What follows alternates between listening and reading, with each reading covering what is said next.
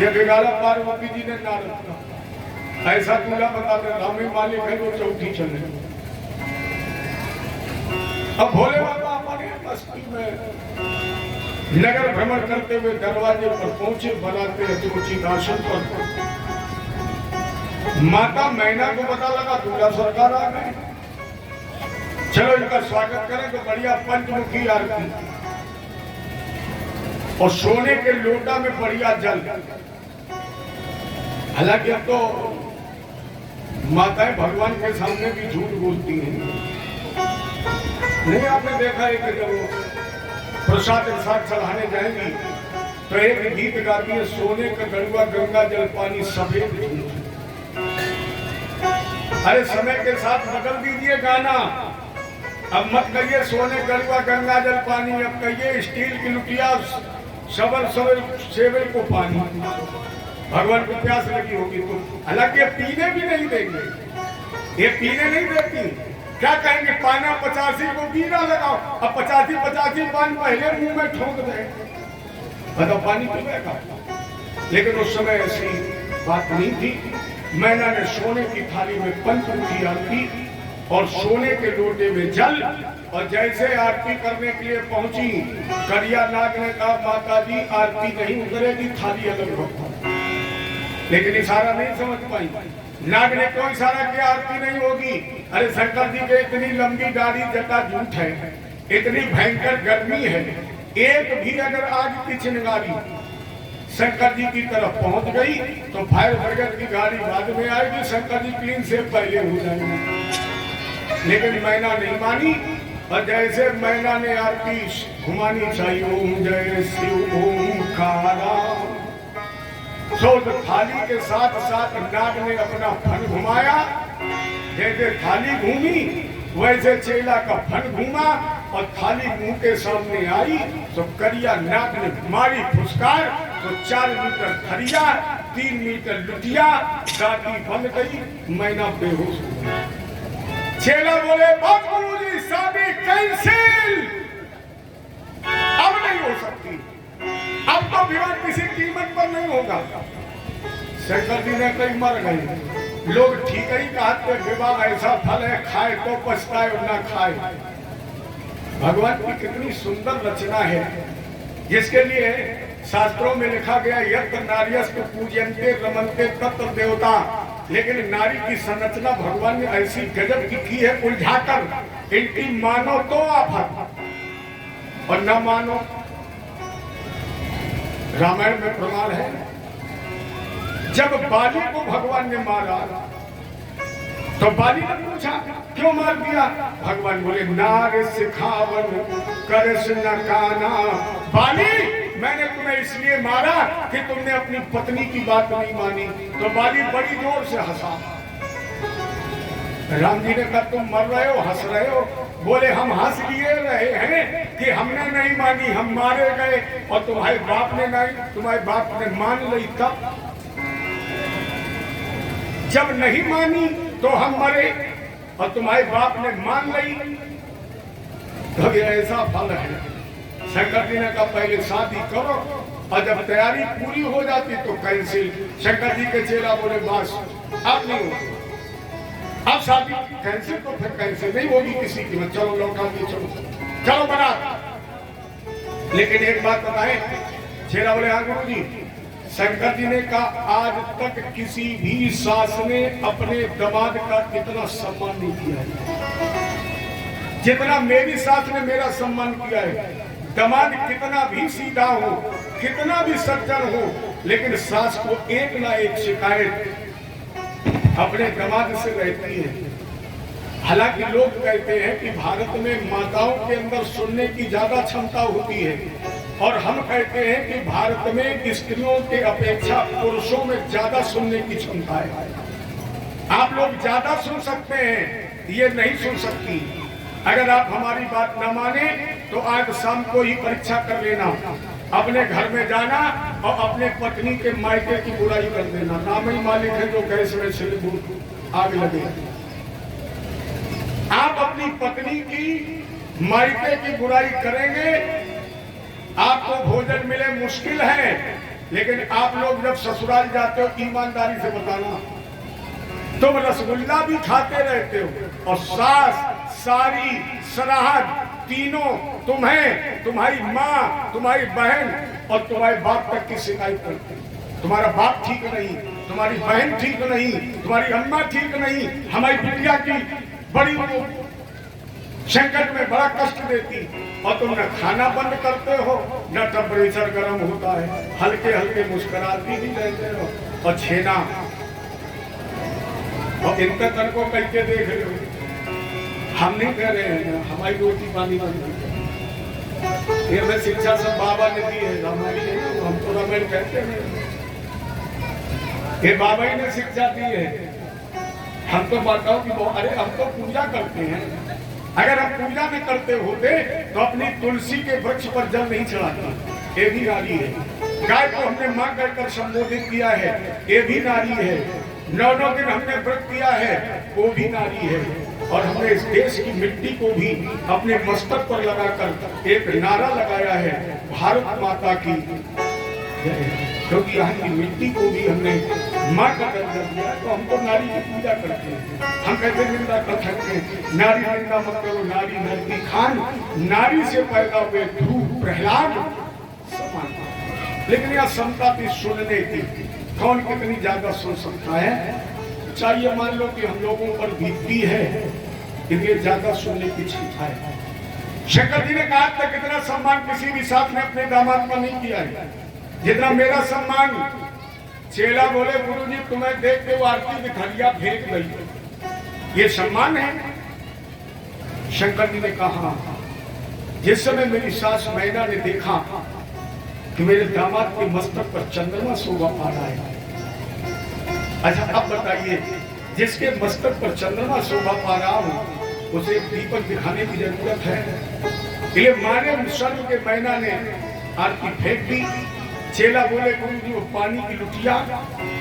शंकर जी ने तो पागल हो, देख नहीं रहे गंगा जी लहरा रही, और जिसके दामाद के सर पर गंगा जी लहरा रही हूँ उसे एक लोटा पानी देना ये इज्जत की बात है। बेचारी शर्मा गई और सोचा मेरा जीवन धन्य हो गया, जिसके दामाद के सर पर गंगा जी लहरा रही हैं, इसलिए मारे शर्म के लोटा फेंक दिया। अब बताओ ये सम्मान है कि अपमान। चेला बोले गुरुजी सम्मान, तो बोले बैठो टेंट में हूं दूंगा। चेला बोले ठीक, लेकिन गुरुजी एक बात और बताओ, या मैना गाती बांधे डरी सो, इसकी आंखें टल गई बेहोश है, ये भी सम्मान है। शंकर जी बोले हाँ, जिस समय मैना ने मेरे इस विशिष्ट स्वरूप को देखा इतनी आनंद मग्न हो गई कि वाणी में शब्द ही नहीं रहे। और जब वाणी से शब्द नहीं निकले तो मैना लेट करके दंडाकार प्रणाम करके मुझसे कह रही है, भोले बाबा आप जैसे दामाद को प्राप्त करके मेरा जीवन धन्य हो गया, लेकिन आपके स्वागत के लिए मेरी वाणी में शब्द नहीं है, इसलिए मौन हो गई। अब बताओ अपमान है कि सम्मान। चेला बोले गुरुजी सम्मान, तो फिर बोले चलो। लेकिन भगवान विष्णु को बुलाया। शंकर जी ने कहा बोले बारात लौटा लियो, चलो वापस। भगवान विष्णु बोले भाई तो नाश्ता ही नहीं भाव। शंकर जी ने कहा तुम्हें नाश्ता की पर ये नाश्ता ही खत्म, और जब आस्था नहीं हुआ नाश्ता कहता लौटा ले तो बारात आ गई जनवा से। मैना ने पार्वती जी को गोद में बैठा लिया, फूट फूट करके रोने लगी और कहने थी नारद करे मैं कहा विधारा भवन बसत जिन मोरे बुझा। मैंने क्या बिगाड़ा उस नारद का, जिसने मेरा बसा बताया घर उजाड़ दिया। रो रही थी, और जब मैना को रोते देखा तो भैया पार्वती भी रोने लगी। अम्मा बेटी दोनों रो रही, लेकिन दोनों के रोने में अंतर है। मैना रो रही है पुत्री मोह में, लेकिन पार्वती जी रो रही है कि मेरी माता जी शिव के परे स्वरूप को नहीं पहचान पा रही। जिसके लिए बाबा ने सुंदर कांड में लिखा है, शनि मुख होई, शनि मुख होई, जीव मोहि जाई, जन्म कोटि अघ नाशय अवधि, जन्म कोटि अघ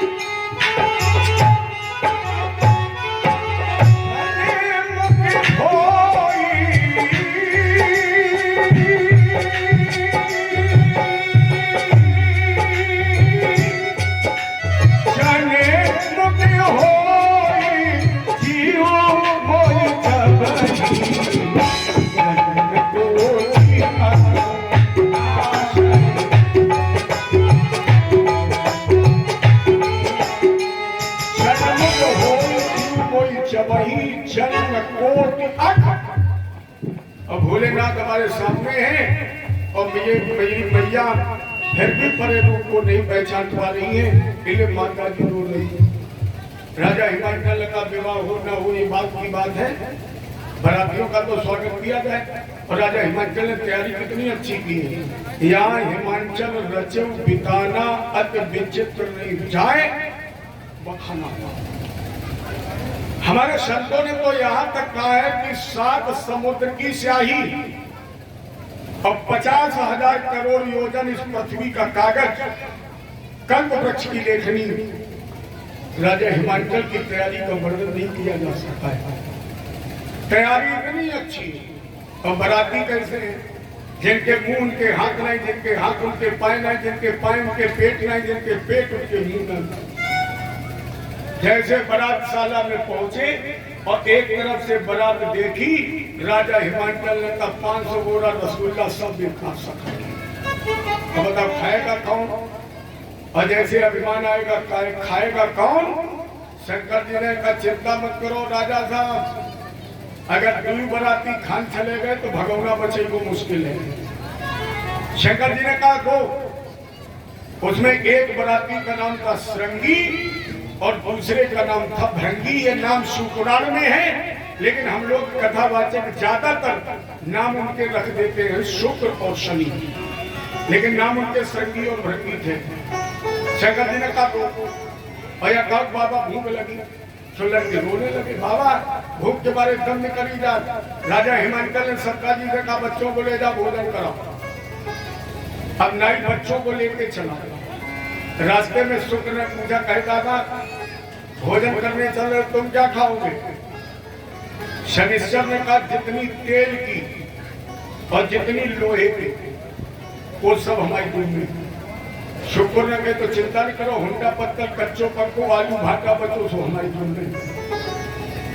कह रहे तुम भोजन करने चल रहे तो हुंडा पत्तल गिन रहे।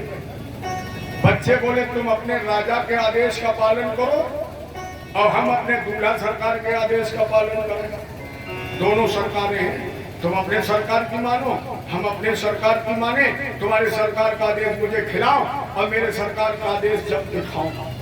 अब 2 ही बराती थे, कौन दूर बैठा ले? तो भंडारा को ही दरवाजे पर बैठा दिया और जैसे दरवाजे पर बैठे, एक ने रखी पत्तल, दूसरे ने सब्जी, तीसरे ने पूरी। अब शनि की दृष्टि में दोष होता है, जैसे आँख खुली तो पूरी छोड़ो पतली उड़ाई, फिर पत्तल डाली गई, पूरी रखी जाए मैं पतली के साथ। शुक्र ने कहा कुछ नाश्ता मिला, शनिचर ने कहा 2 पूरी ने कहा हुई। फिर बोले जो दरवाजे के बाहर डंडिया लेके निकले वही घड़ी देखो। तो एक बेचारा परसने के लिए बाल्टी में भरे 25 किलो कद्दू की सब्जी, और जैसे शनि ने उसकी तरफ देखा तो डंका बाल्टी सब्जी गायब। डलिया में पूरी सुहागई हाथ रही। शुक्र ने कहा शनि, अब शनि ने कहा काम डलिया से नहीं चलेगा, किससे चलेगा? बोले झम्मन। शुक्र ने कहा ये व्यवस्था नहीं हो सकती। क्यों? आपको याद होगा पहले अपने खाड़ू के झुग्गा बनते थे जिनमें 5-5, 10-10 कुंटल की पूरी। अब बताओ 5 कुंटल की पूरी का भरा हुआ झुग्गा तो बाहर नहीं आएगा, पूरी तो डलिये से आएगी। शनिश्चर ने कहा तुम हो पागल, अरे झुग्गा बाहर नहीं आएंगे, हम तुम तो भीतर जा सकते, मत आने दो झुग्गा, हम तुम चलो अंदर। और जैसे शुक्र शनिश्चर अंदर गए और चारों तरफ देखा केवल भटिया ही बची। कमरे में चारों तरफ देखा, इमरती, बालूशाही, रसगुल्ला, जलेबी की बात छोड़ो, हुंडा पत्तल, कच्चो पक्को, आलू भाटा, आरदाना, बारदाना सब साफ। और जब सब खा गए, बच्चे बोले बाबा भूख के मारे दम निकल जा। ना बोलो आपको खिलो, हमें सब खा गए, हमें खाओ ना चला। अब मारा धक्का, दोनों बच्चों को लेके चले। और जैसे बारात नजदीक आती जाए, लड़कों के रोने की स्पीड बढ़ती जाए, ना उनके ड्रामा देखो ड्रामा। अगर हमारे घर बारात में आए होते तो तुम्हें जम के रुआती, लेकिन अब राजा की बाराती हूँ। पहुंचे बारातशाला में, लिपट गए शंकर जी के। राजा हिमाचल गए सरकार जी, 2 बच्चों को भोजन नहीं करा पाए, सब नाक कट गई, बेइज्जती हो गई। नाई बोला उत्तर अगर हमने इतनी तेज आवाज में दे दिया तो अब है नहीं भाई फिर हो जाएगी। ये उत्तर सुनो कान में। राजा ने सर झुकाया, क्या हुआ भोजन नहीं कराया? नाव बोलो कहीं तक खवा दी थी। पहले पता लगाओ भरतना टेंट हाउस तक एक तो भगवना खाली है, तो जल्दी जल्दी कटुआ पूरी की व्यवस्था हो जाए, उनको भटिया ही बची।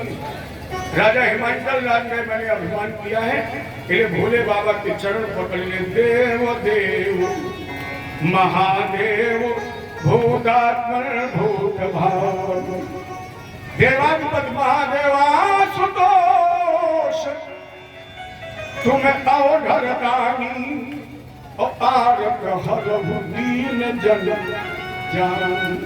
भोले बाबा त्राई माम और जब शरण में आ गए, राजा हिमाचल ने कहा मेरी लाज तेरे हाथ। शंकर जी ने कहा उसकी तो कभी डूबती नहीं। इसलिए गुरु जी से कहा गुरुदेव तुम चले जाओ। बृहस्पति जी शब्दा जी से कहा गुरु जी को ले जाओ। नाव के मन में सोची पहले गए थे लड़का, अब जा रहे पुरखा। आगे आगे चल रहा एकदम घूमा तो बोले गुरु जी नाराज ना हो, एक बात पूछे। बृहस्पति जी ने कहा पूछो, नाराज नहीं हूँ, क्या पूछना है? नाव बोलो केवल ये बताओ कि तुम्हारी बारात में जो दो छोटे छोटे बिस्के बेला आए थे उनके तुम को हो। बृहस्पति ने कही हम उनके गुरु ना उनके तो हुई को कल्याण। पहले आए थे चेला, कन्हैया तक खत्म और अब आ रहे गुरु जी। लेकिन बाबा ने मानस में लिखा है मैंने बोलो भाओ निधि करे न कोई और चाहे बिरंज संग करे शाम।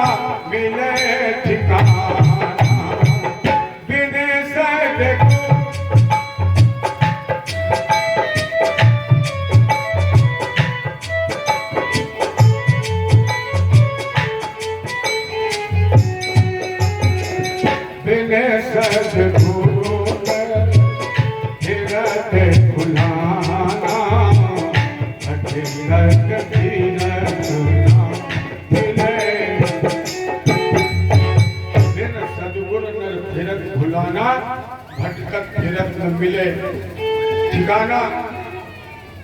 अब गुरु की कृपा हो गई।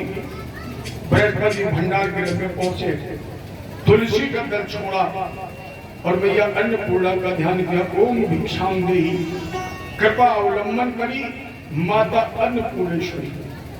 अपने आप खूब कृपा से भंडारा पूर्ण हो गया। राजा हिमाचल ने सारे बरातियों को यथोचित भोजन कराया। और जब भोजन हो गया तब ब्रह्मा जी ने नारद जी से कहा बेटा जाओ मैना को समझाओ।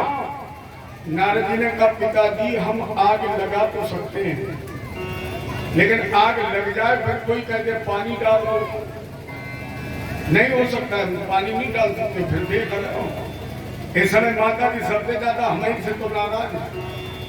इसलिए आप भी चले। परिणाम स्वरूप ब्रह्मा और नारद दोनों राजा हिमाचल के महल में पहुंचे। मैना जी को ब्रह्मा जी ने समझाया मैना ये केवल तुम्हारी बेटी नहीं है, ये तो परम मामा भगवती जगदम्बा है। ये तुम्हें गुणता और गरिमा प्रदान करने के लिए बेटी बनकर के आई है, लेकिन ये अन्नपूर्णा है। पहचानिए जननी प्रथमो दक्ष ग्रह जाई नाम सती सुन डरे पाई। पूरा वृत्तांत को सुनाया। तब मैना ने माता पार्वती जी के विवाह की मौन स्वीकृति प्रदान की। और जब मौन स्वीकृति मिली तब भोलेनाथ मंडप पर, अरे मंडप में जब पूजन होता है तो हम लोग, अब तो वो परंपराएं खत्म हो गई, साखोच्चार बोला जाता है। अब तो पंडित जी को मंत्र बोलने का मौका नहीं मिलता है। बारात चली, पंडित जी चौक रखाए बैठे और जितने बाराती हैं वो ठिलिया बैंड वाले के पीछे घसीटा। और जैसे दरवाजे पर पहुंचे और पंडित जी ने शुरू किया ओम पवित्रा पवित्रो, पक्ष के लोग बोले पंडित जी शॉर्टकट। आपके बहुत नजदीक की घटना भी रोमांचित है। पंडित जी बुजुर्ग जब बुढ़ापे में गुस्सा जल्दी आती, उन्होंने मुझे किस्सा सुनाया अभी 2 साल पहले कि पंडित जी गेस्ट हाउस में बारात आई और हम 4 घंटा चौक रखाए बैठे रहे और 4 घंटा बाद बारात आई और लड़का था इंजीनियर विदेश से और उसके जितने मिलने वाले थे मित्र वो भी सब इंजीनियर और सब अंग्रेजी पढ़े लिखे। और जैसे हमने हाथ में जल रखा और ऊपर जल छोड़ा, हमने कहा ओम का पवित्रो पवित्रो, सो एकदम बच्चे बोले पंडित जी शॉर्टकट। अब हमने मर गए 4 घंटा तो चौक रखा और मंत्र अधूरा भी नहीं हो पाया और शॉर्टकट। हमने वही मंत्र छोड़ दिया, संकल्प शुरू कराया, बच्चे बोले शॉर्टकट। हमने कहा गणेश पूजन ओम गणागणपा गणपत गंगवा मय, बच्चे बोले शॉर्टकट। तो पंडित जी हमें गुस्सा थामे नहीं थमी। लड़की आई थी चावल फेंकने, सबने मंत्र तो वहीं छोड़ दिया, लोटा फेंक दिया और भीड़ में घुस के गए। बिटिया का पकड़ा हाथ घसीट के लाए, लड़का के हाथ में रख दिया और बिटिया के बाप से कहा विदा करो। लोग बोले ये क्या मतलब? पंडित जी बोले ऐसे ज्यादा और शॉर्टकट का हो गया शॉर्टकट। अच्छा आज विवाह क्यों असफल हो रही है? क्योंकि सारी परंपराएं बदल गई। अच्छा जरा सोचो, जिस लड़की और लड़के का स्तंभ ही मंडप एक रात में 3 जगह चलेगा, उसका रिश्ता कैसे चलेगा?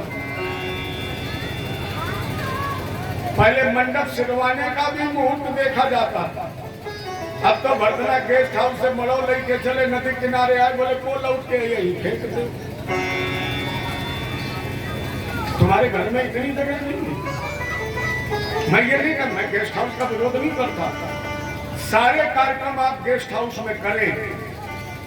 कोई ऐसा व्यक्ति नहीं किराए पर भी रहता होगा, उसके पास भी इतनी जगह होगी कि वो अपने आंगन में लड़के और लड़की को बुला के भावने डलवा सकता है। इतना तो कर ही सकते हो, कम से कम इतना तो करो।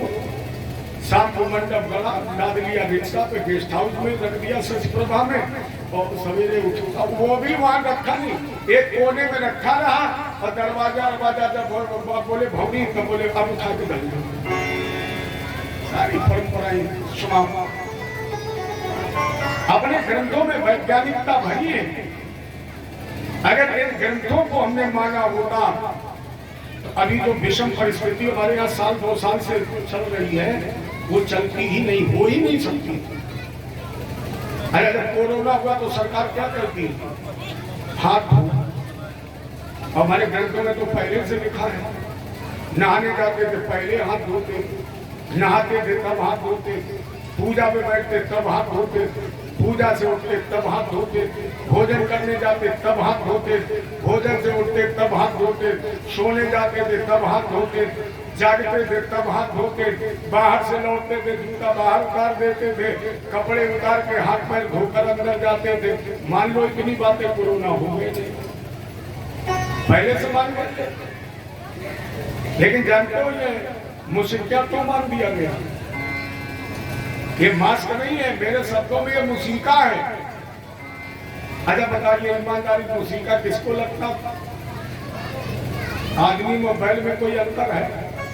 आज के आदमी में और बैल में कोई अंतर है? भगवान ने कहा जब आदमी बैल हो गया है तो फिर बैल वाला मुसीका हटाओ आदमी के मुंह में लगाए, मुसीका घूम रहे हैं। मानिए अपनी विधा को, अपनी संस्कृति को। ये दावा हमारे शास्त्र करते हैं विश्व में आज तक कोई भी बीमारी, महामारी, वायरस किसी शाकाहारी व्यक्ति से पैदा नहीं हुआ। इतिहास गवाह है, लगभग 2 अरब वर्ष हो गए हैं इस पृथ्वी को बने हुए, लगभग 2 अरब वर्ष। आज तक कोई भी बीमारी शाकाहारी व्यक्ति से पैदा नहीं हुई। जितनी भी बीमारी, वायरस, महामारी पैदा होती है, ये सब मांसाहारियों से पैदा होती है। सब मांसाहारी देखिए ना इस देश को, पिता मर गए, लोग छूते हैं तो नहाते हैं।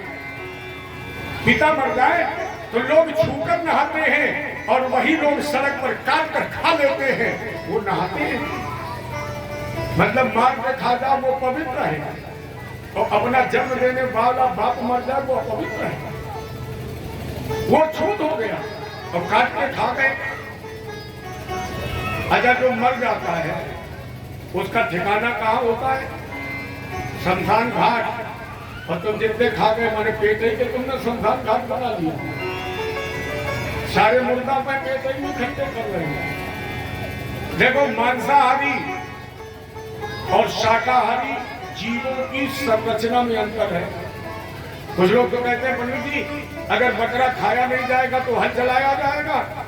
अगर परमात्मा ने मानव के लिए बकरा ही बनाया होता तो वे गेहूं बाजरा अरहर को पैदा करता, सीधे सीधे बकरा ही पैदा कर देता, वो काट काट को खा। एक लोग नारा भी हमने टीवी में सुना एक बार, संडे हो या मंडे रोज खाओ।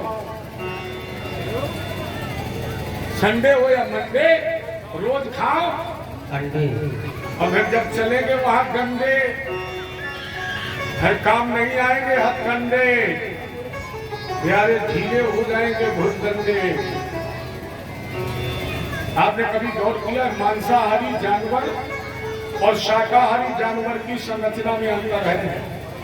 जितने भी मांसाहारी जानवर आपको मिलेंगे उनके नाखून नुकीले होंगे, और जितने शाकाहारी जानवर होंगे उनके नाखून चपटा होंगे। शायद इसे देख लो, जितने मांसाहारी जानवर होंगे दांत नुकीले होंगे, और जितने शाकाहारी जानवर होंगे उनके दांत चपटा होंगे। जितने शाकाहारी जानवर हैं वो जीभ से उठा के पानी पीते हैं, और जितने शाकाहारी जानवर हैं वो होठों से पानी पीते हैं। अब जरा अपनी शरीर की संरचना देख लो, तुम्हारे नाखून नुकीले हैं कि चपटा है? तुम्हारे दांत चपटा है कि नुकीले हैं? तुम्हारे द्वारा जब प्यास लगती है तो पानी तुम होठों से पीते हो कि जीभ से पीते हो? होठों से पीते हो। मैंने परमात्मा ने मांसाहारी और शाकाहारी जीवों की संरचना में शारीरिक भेद भी किया है। और आदमी आज, अरे भैया फिर तुम कहोगे तुम्हें गधा को बहुत प्यार है, जब मुझे फिर गधा की याद आ रही है। आदमी से गधा अच्छा है, गधा। आप लोग कहेंगे आदमी से गधा क्यों अच्छा है? आप लोग बताइए, गधा को मांस डाल दिया जाए खाएगा? गधा को मांस डाल दीजिए नहीं खाएगा, और शेर को घास डाल दीजिए नहीं खाएगा। आदमी घास भी खाएगा, मांस भी खाएगा, और जुगाड़ लग जाए तो आदमी को खाएगा। आदमी को खाएगा तो गधा अच्छा खाती है, उससे मेरा कोई संबंध नहीं है। अब ये सारी परंपराएं बदल गई। एक बार ढोलक वादक बोला, पंडित जी अब तो गणेश जी नीचे आते थे। मंत्र बोलना पंडित जी ने शुरू किया। ओम गणानाथ गणेश जी ने चूहे से कहा चलो बुलावा आ गया है। तो गणेश जी चूहा की पीठ पर बैठे और द्वारचार के लिए पंडित जी ने बुलाया, वहीं आ रहे। तब तक लड़के के बाप ने कहा वो आतशबाजी वाला कहाँ है? गोला चला।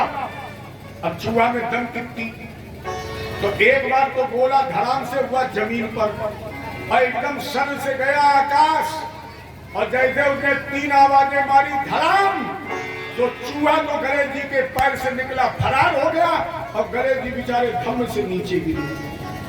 अब बता तो गणेश जी आ ही ना पाए, मंत्र ही ना पूरा हो पाए।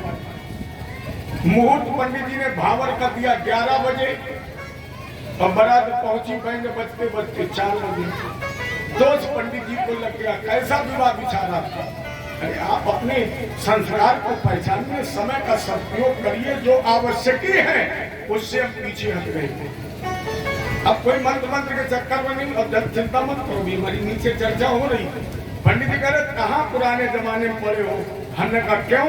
बोले 5 साल और रुक जा पंडित जी, हमारी जरूरत नहीं पड़ेगी, मंत्र की जरूरत ही नहीं पड़ेगी, क्योंकि सरकार ने भी अब कह दिया है रजिस्ट्रेशन शादी का जरूरी है। अगर रजिस्ट्रेशन नहीं तो शादी मान्य नहीं। फिर कहे कि पंडित जी तक हम कम पत्रा खुलवाओ, सीधे सीधे चले जाओ रजिस्ट्रार के यहाँ, अपना अपना आधार लगा, रजिस्ट्रेशन कराओ, शादी कंप्लीट। आने वाला छाकोचार। पंडित जी ने कहा पिता का नाम, शंकर जी ने कहा ब्रह्मा, बाबा का नाम विष्णु, परबाबा का नाम शंकर जी कहे। बोले पंडित जी क्वेश्चन गलत है, अब परबाबा है ही नहीं। बोले परबाबा, शंकर जी बोले तो फिर हमारा नाम बोलते हो, हम ही सबके परबाबा है। क्या संकल्प हुआ? 7 वचन, और इस वचनों के मत कर शिव और मैया पार्वती जी का विवाह हुआ। यही से भगवान शंकर का एक नाम उमा शंकर पड़ा। बोले उमा शंकर भगवान की। मानस में प्रमाण है तब जन में खट बदन कुमारा, और तारक असुर समर जेहि। अब शंकर जी के परिवार में देखना, ब्रह्मा जी के 4 मुंह, शंकर जी के 5 मुंह, और इनके जो बेटा पैदा हुआ उसके 6 मुंह। कितनी सुंदर वंश परंपरा है। एक विविधता भी है कैलाश पर्वत पर। यहाँ सब एक दूसरे के दुश्मन हैं। गणेश जी का वाहन चूहा, और शंकर जी के शरीर में सर्प और चूहा का बैर है। अगर शंकर जी के आभूषण सर्प हैं तो खलानंद जी का वाहन मोर है। मोर और सर्प का बैल है। अगर शंकर जी का वाहन बैल है तो उमा का वाहन सिंह है। एक बात और ध्यान दीजिए, हम अपनी बिरादरी वालों से कह रहे हैं, प्यारे घर के अंदर कभी भी शेर मत बनना। डेयरी के बाहर कितने भी शेर बन लेना, लेकिन घर के अंदर शेर मत बनना। आप कहेंगे क्यों? हमारे यहाँ माताओं को दुर्गा का रूप माना गया है, और दुर्गा की सवारी क्या है? शेर। तुम डेयरी के अंदर शेर बने नहीं कि बहन जी ने सवारी। ये बाहर भले शेर बनना, अंदर कभी शेर मत बनना। शुक्ला जी घर में सियारी बन के रहना, हम नहीं जाते। जय जय श्री। इससे संदेश क्या मिलता है? जहां प्रेम है वहां शिव है, जहां अनेकता में एकता है। यही तो भारत की विशेषता है। प्रेम अर्थात शिव ही प्रेम है, और प्रेम ही शिव है। जगत का सार ही शिव है, और जगत का सार प्रेम ही है। प्रेम जगत में सार और कोई सार नहीं है। उसी तरह सार शिव है, और शिव सार प्रेम है। जहाँ प्रेम है वहाँ शिव है। तो सुखदेव जी बोले राजेंद्र, ये चर्चा मैंने आपके सामने मानस को आधार बनाकर, हालांकि इसमें हमारा तो हासिल हमारे सीताफल बाबा को है शिव विवाह की कथा में। वो चर्चा हमने आपके सामने अपने शब्दों में प्रस्तुत की, और जो प्रसूत जी का चरित्र था वो मैंने तुम्हारे सामने रखा। लेकिन राजेंद्र, मैंने तुम्हें बताया था देवहूति आकृति और प्रसूत के साथ इनके 2 पुत्र भी थे।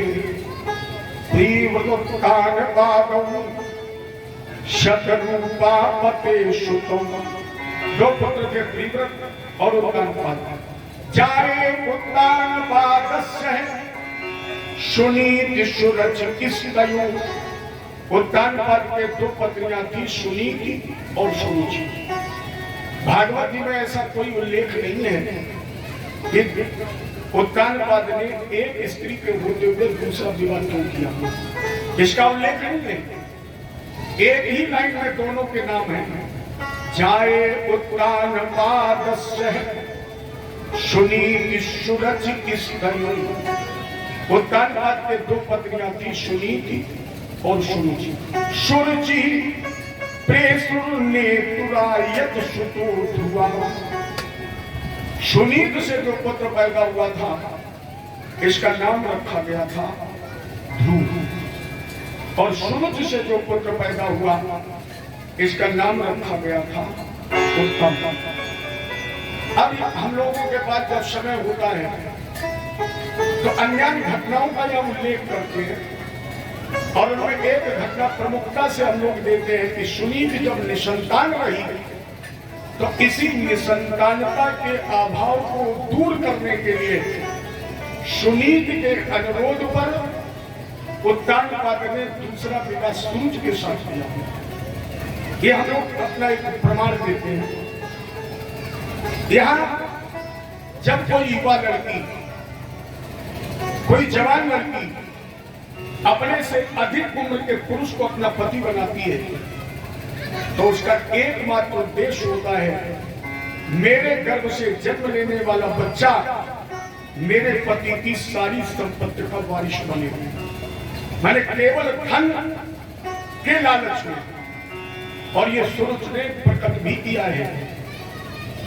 दो फूल साथ फूले किस्मत जुड़ा है। प्रमाणित कब हुआ?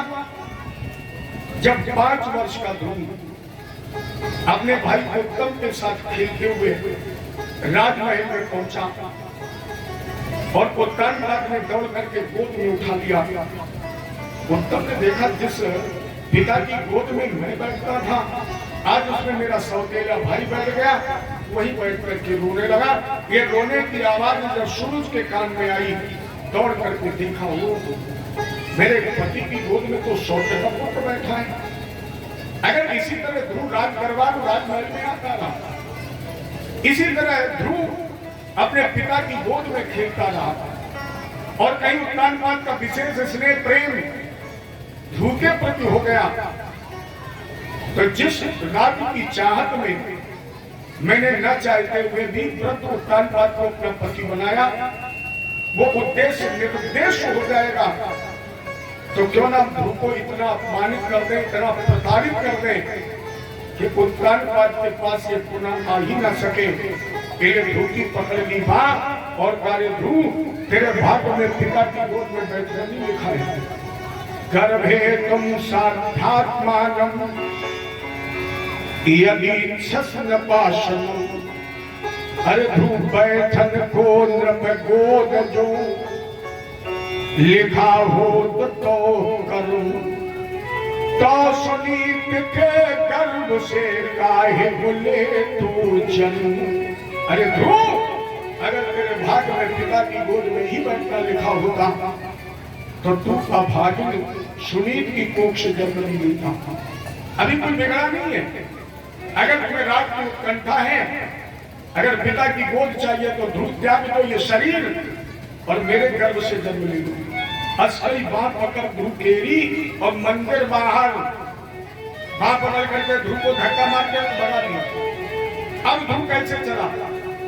राजेंद्र जैसे एक काला नाग किसी से चोट खा करके भागता है, आप कंधे पर से प्रहार कर दें और वो नाग भागेगा तो कभी दाहिने फंद, कभी बाएं, कभी लंबी लंबी फुसकार। उसी तरह ध्रुव जा रहा दमा तो शपथ कभी धाम और ससल रूखा दन्न हो यथाहि हिता मिशंतम पितरम संवाचम और जगाम मातु प्रफुल्लम सकासम मातु शपथ्या सविरक्त। जाना तो काले नाग की तरह कभी दाहिने के दांत, कभी बाएं के दांत, कभी बड़ी लंबी लंबी सांसें खींच रहा। आवेश में अश्रु बह रहे थे जैसे नेत्र दहकते हुए आग की अंगारी बन गई, आंखें लाल लाल हो गई, धूल दूसरी। वो बिलखता हुआ धूल जैसे सुनीत के पास पहुंचा, सुनीत ने गोद में उठाना चाहा, लेकिन ध्रुव ने कहा मां गोद में तो आऊंगा, लेकिन आने से पहले एक जिज्ञासा है, पूछो। ध्रुव ने कहा मां क्या मेरे पिता उत्तानपाद नहीं है? सुनीत ने कहा तुम्हारे पिता उत्तानपाद ही है। ध्रुव ने कहा अगर मां मेरे पिता उत्तानपाद हैं तो फिर मुझे पिता की गोद में खेलने का अधिकार क्यों नहीं? ज्येष्ठ होने के नाते इस राज्य का उत्तराधिकारी मुझे बनना चाहिए। ये अधिकार छीना क्यों गया? मां, आपके पति ने आपको ठुकरा क्यों दिया है? क्या अपराध किया है? सुनी जानवी मेरी छोटी बहन के पास से आ रहा है। मैंने तुम्हें इसलिए पैदा नहीं किया कि तुम पिता की गोद में खेलो। मैंने तुम्हें इसलिए भी पैदा नहीं किया कि तुम राज्य के उत्तराधिकारी बनो। फिर क्यों पैदा किया? मेरा एक स्वार्थ था। तुम्हें पैदा करने में मेरा एक स्वार्थ था। उन्होंने कहा मां भी स्वार्थी होगी। क्या स्वार्थ था आपका? सुनीत ने कहा मैं तुम्हें जन्म देकर के समाज में मां कहलाना चाहती थी। मेरा ये स्वार्थ था, मैं मां बन जाऊं। उन्होंने कहा मेरे जन्म के बाद तुम मां बन गई। सुनीत ने कहा कष्ट तो इसी बात का है कि तुम्हें जन्म देने के बाद भी मैं मां नहीं बन पाई। मां कौन बन सकता है? बोले अनन्य भावे निज धर्म भागते। या मानस में कह रहे हैं सुमित्रा जी, मां कहलाने का तर्क से पुत्रवती युवती जन सोई रघुपति भगति जासु सुत हो। पुत्रवती युवती जग सोई रघुपति भगति जासु सुत हो। उन्होंने प्राण किया का मां, तो फिर मुझे पुत्र बनने का गौरव दीजिए। सुनीत ने कहा तुम मेरे पुत्र तो हो।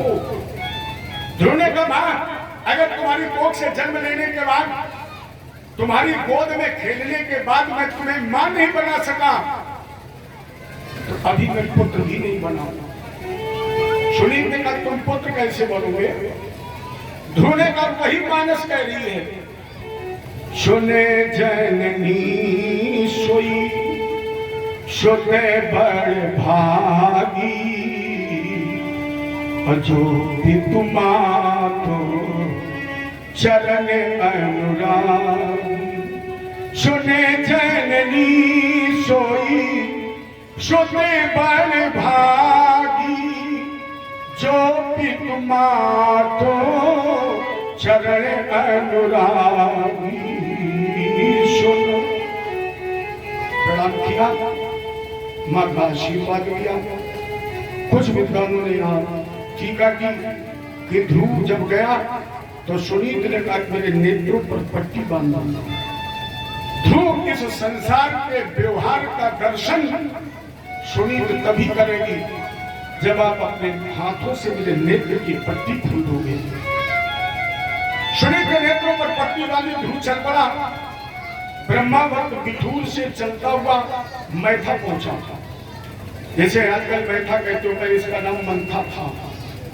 जंगल तेरा, इसी में ध्रुव भटक रहा था। नाधुना प्रबमानम थे। नारद जी ने यह दृश्य दूर से देखा। 5 वर्ष का बालक दौड़ करके आया। नारद जी ने को प्रणाम किया। ध्रुव ने, नारद जी ने पूछा बेटा कहां जा रहे हो? लक्ष्यामा तुम्हारे से सक्सेस करे, तुम तो भी बच्चे हो, तुम्हें मान अपमान की परवाह करा, कहां जा रहे हो? ध्रुव कितना निश्चल था। ध्रुव किसका कितना निष्कपट था। ध्रुव को पता ही नहीं था भगवान है क्या। अपने यहाँ तो लोग बच्चों से कहते हैं घर में बैठो, अभी तुम्हारी कथा सुनने क्यों गए। लेकिन हमारे ग्रंथ कहते हैं भगवत भजन कदा सत्संग गुरु की शरण के लिए उम्र निश्चित नहीं है प्यारे। जितनी जल्दी हो सके उतनी जल्दी जाइए। क्योंकि ध्रुव तो 5 वर्ष की उम्र में चला गया। कहा गुरु जी जेहि उपाय से परम पद मोह सहज मिल जाए। अहे विरंच नंदन हमें दीजो सोई बताए। हे ब्रह्मपुत्र, परमात्मा जिस रास्ते से मिल जाए वो रास्ता मुझे दे दीजिए। और अगर न मिला तो मन में है संकल्प यह मैं ढूंढूं रघुबीर और जो नहीं दर्शन होंगे तो तज बेऊ शरीर। बाबा अगर परमात्मा का दर्शन न हुआ तो शरीर क्या करूंगा? नारद जी ने मंत्र दे दिया, ओम नमो भगवते वासुदेवाय। एक और क्रिया की जो आज के गुरु नहीं करते हैं, उनके पास समय नहीं है। नियम यह है कि गुरु अपने शिष्य को जिस साकार भगवान का मंत्र दे उसके स्वरूप का भी वर्णन करे। मान लीजिए आपको आपके गुरु ने शंकर जी का मंत्र दे दिया और शंकर जी के परे स्वरूप का तुम्हें साक्षात्कार नहीं करा पाया और तुम्हें मिल गए तो तुम कैसे पहचानोगे? तो नारद जी ने वासुदेव भगवान का मंत्र दिया और ध्रुव को बताया कि जब वो मिलेगा तो होगा कैसा। अरे दिव्य स्वरूप। और ध्रुव ने वही मूर्ति अपने मन में बना ली। गुरु जी को प्रणाम किया और ध्रुव भगवान से मिलने के लिए मधुवन में यमुना जी में स्नान किया और मधुवन में स्नान करके जमुना जी में स्नान करके मधुवन में एक पैर पर खड़ा हुआ। पहले महीने में इसने तिरात्रम 3 दिन रात के बाद बेर और कैथे के फल खाए। दूसरे महीने में 6 रात के बाद जल पिया। तीसरे महीने में 9 रात के बाद सूखे पत्ते खाए। चौथे महीने में 12 रात के बाद एक बार मुंह खोला, बड़ी लंबी सांस खींची, जो हवा चली गई इसी को ध्रुव ने अपना भोजन बना लिया। 5वें महीने में ध्रुव ने हवा का भी भोजन बंद कर दिया, खटाष्ट चक्र का भेदन किया। प्राण अपान व्यायाम समान इन 5 प्राण वायुओं को कर्षित करके ध्रुव ने अपने 5 प्राण वायुओं को तदल चक्र में स्थापित कर दिया। जैसे कुछ लोग आज्ञा चक्र भी कहते हैं। ये दोनों भौमों के मध्य नासिका के ऊपर मस्तिष्क में होता है, जहां हम आप चंदन लगाते हैं, यही पर आज्ञा चक्र। और जब ध्रुव की प्राणवायु इस आज्ञा चक्र में चल गई तो ध्रुव की श्वास बंद हो गई।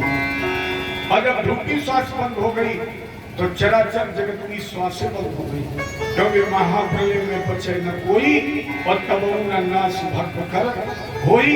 श्वास बंद है, लेकिन ध्रुव कह रहा था, ठाकुर जी तेरा दर्श पाने को जी चाहता है, खुदी को मिटाने को, खुदी को मिटाने को जी चाहता है, तेरा दर्श पाने को जी चाहता है, तेरा दर्श पाने को जी चाहता है, खुदी को मिटाने को, खुदी को मिटाने को जी चाहता है, तेरा दर्श पिला दो हमें श्याम मस्ती के प्याले, पिला दो हमें श्याम मस्ती के प्याले, मस्ती में आने को, मस्ती में आने को जी चाहता है, तेरा दर्श पाने को जी चाहता है, खुदी को मिटाने को, खुद को मिटाने को जी चाहता है, तेरा दर्श पाने को।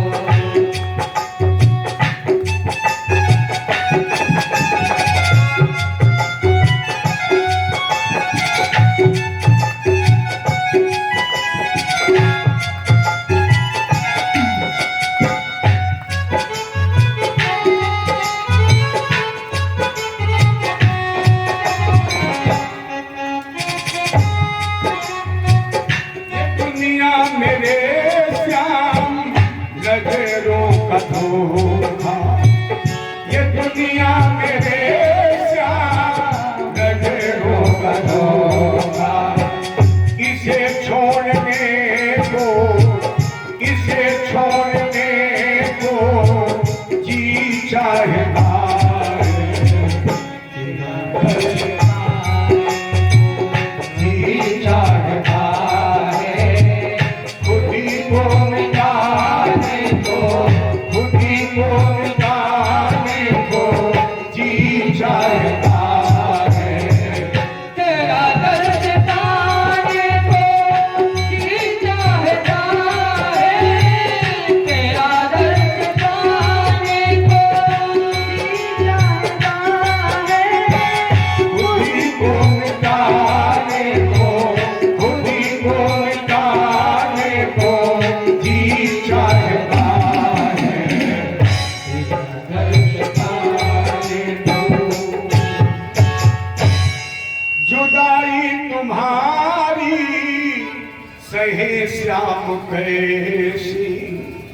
जुदाई तुम्हारी सहे श्याम कैसे, गले से लगाने को, गले से लगाने को जी चाहता है, तेरा दर्श पाऊं तो नैवं विदामो भगवन प्राण रोधम, चराचरस्या खिल सत्व भावना, विदेहि तन्नो ब्रजनादि मोक्षम, प्राप्ता वयं त्वां शरणं शरणं। केवल भक्त की श्वास बंद नहीं हुई, चराचर जगत की श्वास बंद हो गई, देवताओं के भी श्वास बंद, पेट फूलने लगे। और जब व्यक्ति के सारे सहारे टूट जाते हैं तब एक ही सहारा बचता है। जब तक हम आप करते हैं तब तक कह लिया हमने किया, और जहां हमारी पहुंच खत्म हो गई बोले अब भगवान जाने। पहले से कहो ना भगवान जाने, जहां नहीं पहुंच पाए वहां भगवान जाने, और जहां तक तुम पहुंच गए तहां तक तुम जमींदार। तो देवताओं ने भी कहा ठाकुर जी अब तुम जानो। हम लोगों के श्वास बंद, भगवान गरुड़ की पीठ पर बैठे, भक्त राज ध्रुव के सामने प्रकट हो गए। उत्तिष्ठो उत्तिष्ठ, बेटा उठो। दुनिया के कोई देखो ना मेरी तरफ, लेकिन ध्रुव को बातें को देखने की आवश्यकता क्या है? जो दिव्य साकार रूप सामने भगवान को अंतर मन में देखा। भगवान ने प्रकर्षण शक्ति के द्वारा ध्रुव की उस मूर्ति का आनंद किया, और जैसे मूर्ति विलुप्त हुई, अंतर्हित हुई, ध्रुव के हृदय में अंधकार छा गया। मन के हर कोने में भगवान को ढूंढा। जब दीदार नहीं हुआ तो कटे हुए वृक्ष की तरह धड़ाम से, लेकिन भगवान ने दोनों हाथ बढ़ाए और गिरने से पहले ध्रुव को गोद में उठा। अब हम कुछ कहना चाहता, बारी से समझी नहीं निकलता। अच्छा, आनंद मिलता व्यक्ति के शब्द गौड़ हो जाते, जैसे परमानंद मिल जाए। जैसे किसी को बहुत अच्छा समाचार मिल जाए तो कहे भैया क्या बताऊं, वाणी में शब्द ही नहीं रही, इतनी खुशी मिल गई। और जिसे खुशी देने वाला मिल जाए परमानंद, भगवान ने संत ध्रुव के कपोलों से स्पर्श कराया। ध्रुव की वाणी से शब्द निकल पड़े, प्रभु यो अंतः प्रविश्य मम वाचिम माम प्रसुप्ता, और संजीव यत्खिल शक्ति धरा स्वधाम्ना, अज्ञात हस्त चरण श्रवण प्रगादीन, प्राणाय नमो भगवते पुरुषाय तुभ्यम्।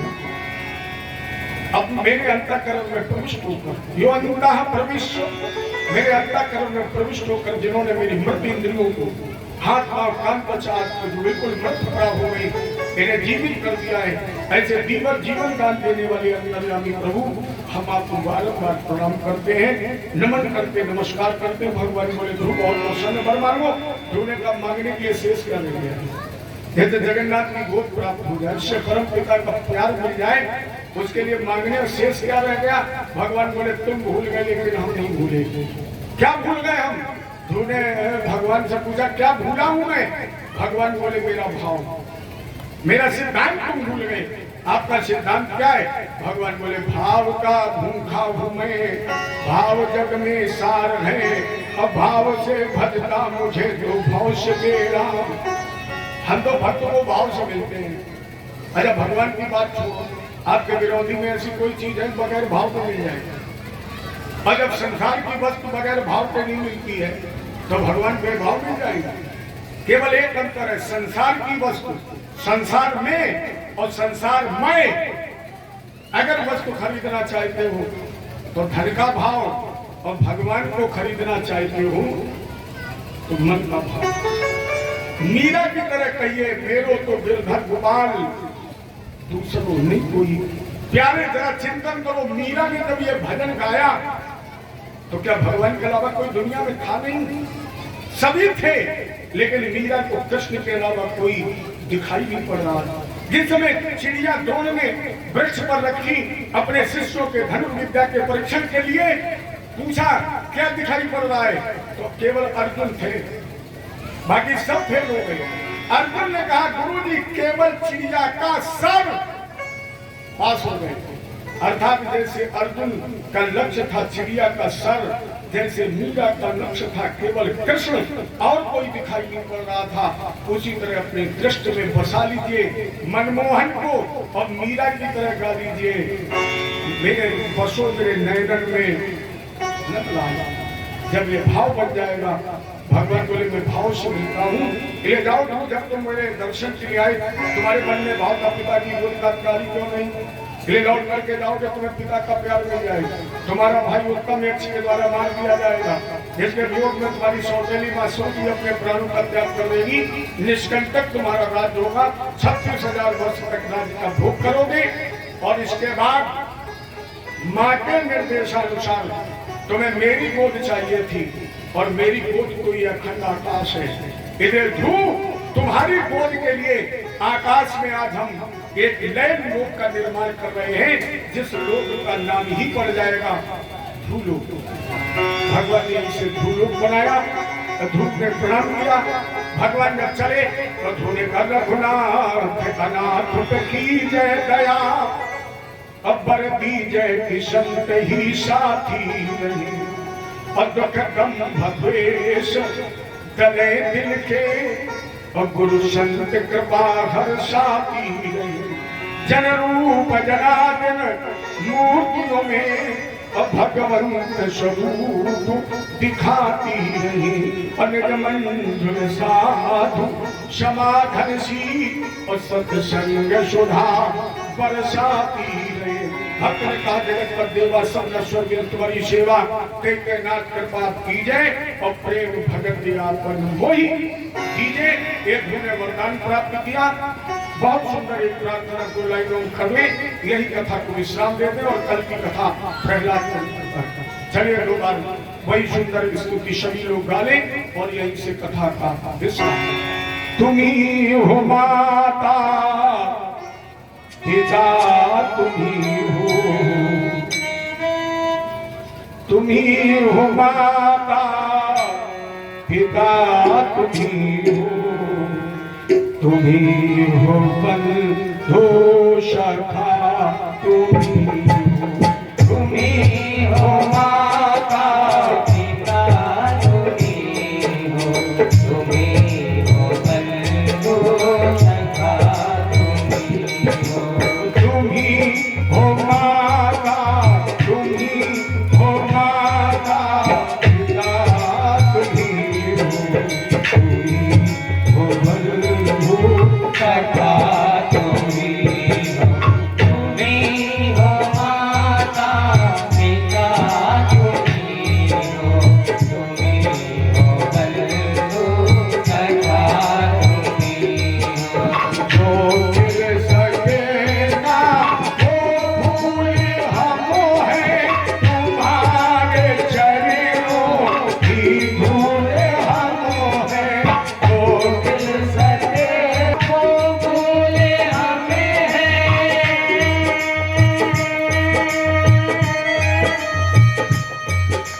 तुम्हारे चरणों की धूल हमें है, दया की दृष्टि सदाई रखना, दया की दृष्टि सदाई रखना, तुम्ही हो बंधु सखा तुम्ही हो, तुम्ही हो माता पिता तुम्ही हो, तुम्ही हो बंधु सखा तुम्ही हो, तुम्ही हो माता पिता तुम्ही हो, तुम्ही हो बंधु सखा तुम्ही हो।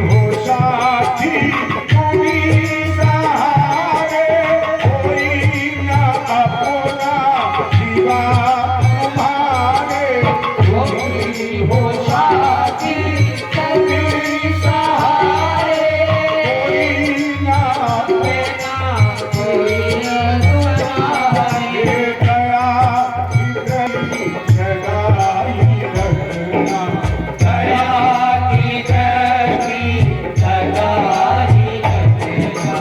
तुम ही हो बंधु सखा, तुम ही हो दया की गति सगाई रखना।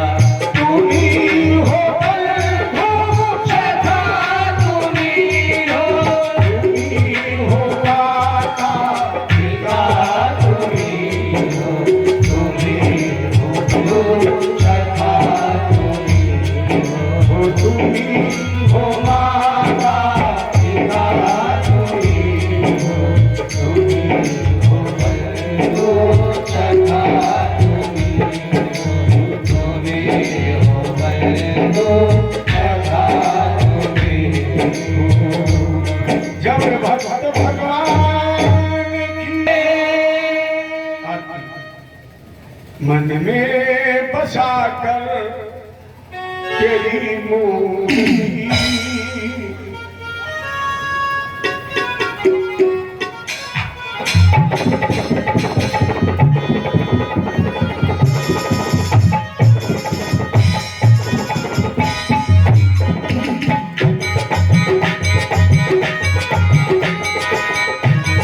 बसा कर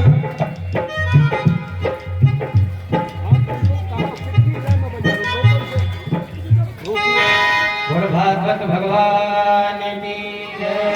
मन में बसा कर तेरी मूर्ति,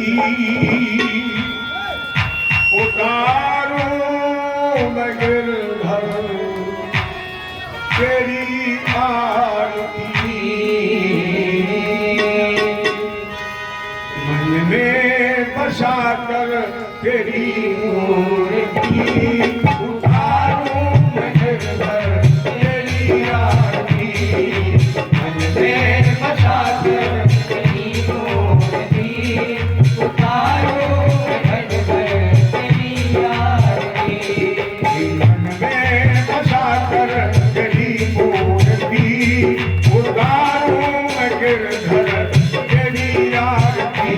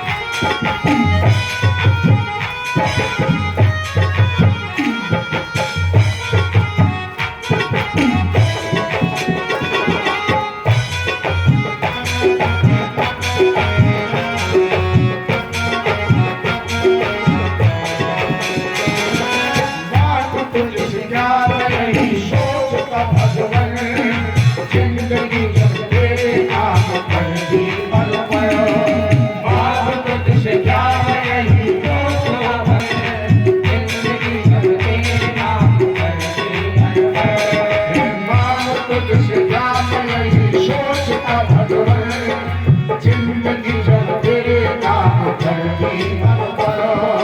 भाग तुझसे क्या मैं यही सोचूं भगवान, जिंदगी अब तेरे नाम करती सब कुछ तेरा कुछ नहीं मेरा, सब कुछ तेरा कुछ नहीं मेरा।